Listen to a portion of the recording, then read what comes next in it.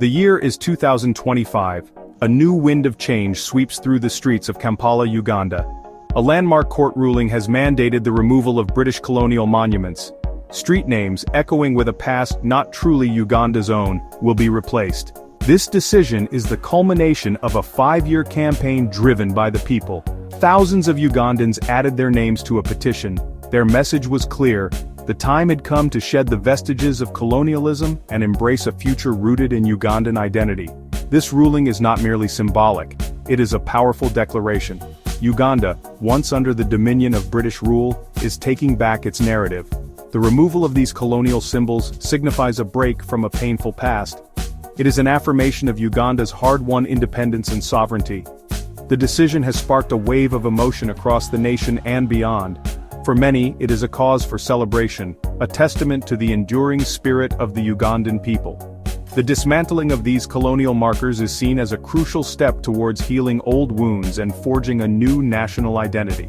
This is a moment of profound significance for Uganda, marking a turning point in its journey towards true self-determination.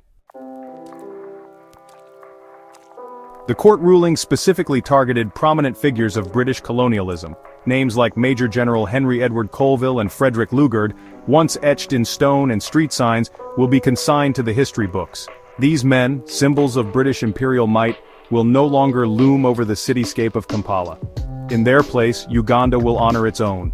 Streets will bear the names of national heroes, artists, and leaders who embody the spirit of Uganda. The monuments will celebrate Ugandan culture, heritage, and achievements.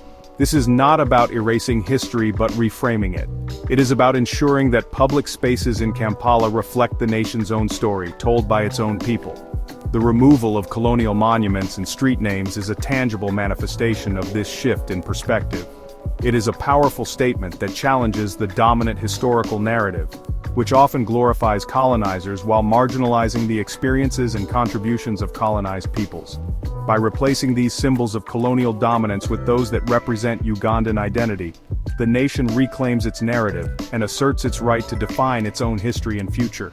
This act of reclaiming public space is not just about changing names, it is about transforming the very landscape of power and representation.